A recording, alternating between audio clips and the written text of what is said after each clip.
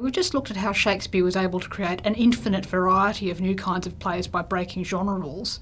Now, you've also referred to Shakespeare as a revolutionary. Would you like to elaborate on why? I'd be very pleased to elaborate on why. I know it sounds a bit odd, but Bob Dylan can actually help us here.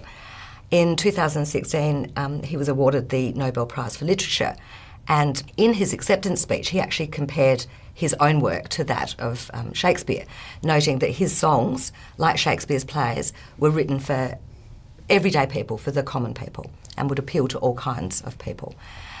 This was very true for Shakespeare. Plays were written, other plays were written around Shakespeare's time and before Shakespeare, but many of those were written by people working at Oxford and Cambridge universities, and they wrote the plays in Latin, so only the educated could understand them.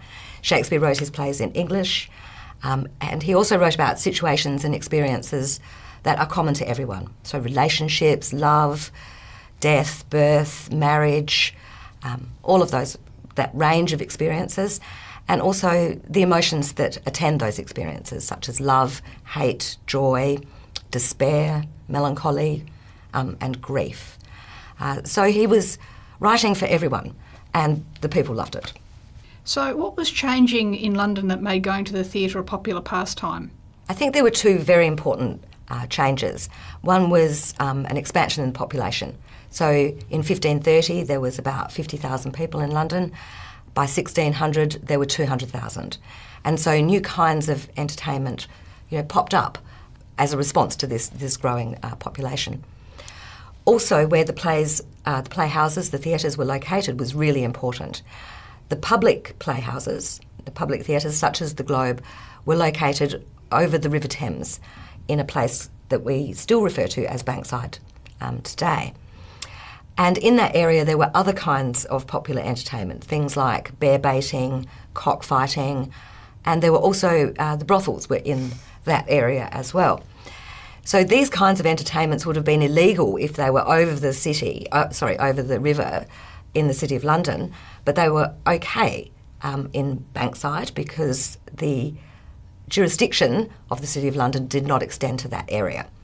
And because they were free to partake of all of these wonderful pleasures, a new name was kind of developed to describe the area, which was the Liberties. So was being a playwright an esteemed profession? No, it was not. A contemporary of Shakespeare's, Christopher Marlowe, was quite famously called a poet but also a filthy playmaker. There was also some opposition to the plays of the period from a group known as the Anti-Theatrical Prejudice. This was very religiously based, and they thought that the plays of the period by Shakespeare and his contemporaries in particular reenacted or enacted some of the worst sins, so lust, murder, those kinds of actions, and that what people would do, they thought, was to see those enacted on the stage and then they would go home and reenact them for themselves. And that's a concept that I think we're familiar with today. If we think about things like violent video games, there are some arguments that perhaps they should be censored because people who play those games may reenact the violence that they depict. So were Shakespeare's plays censored? Yes, they were.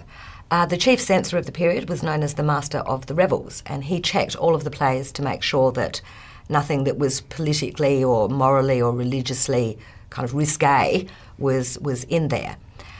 But Shakespeare and his contemporaries were highly skilled at getting around censorship. And one of the major strategies that Shakespeare used was if there was a problem with any of the action, so if it was a bit lustful or something like that, put it somewhere that's not England. And Italy was a favourite place for this because Italy was thought of by the English as synonymous with vice and corruption and sexual promiscuity. So if you were going to have any risque or edgy kind of action, put that action in Italy and the censor would be happy. What's the most fascinating aspect of the period for you personally? I particularly love the idea of the Liberties, this kind of freedom and licence, a place where people can go and engage in pleasures that are perhaps not lawful elsewhere. Going to a play to us today doesn't seem like a radical thing to do, but it was different then. And I also like to think of the Liberties as setting up a bit of a tradition that we still observe today. Most major cities have a West End where, there are plays are performed, musicals, etc., etc. And I like to think that the Liberties had something to do with fostering and beginning that tradition.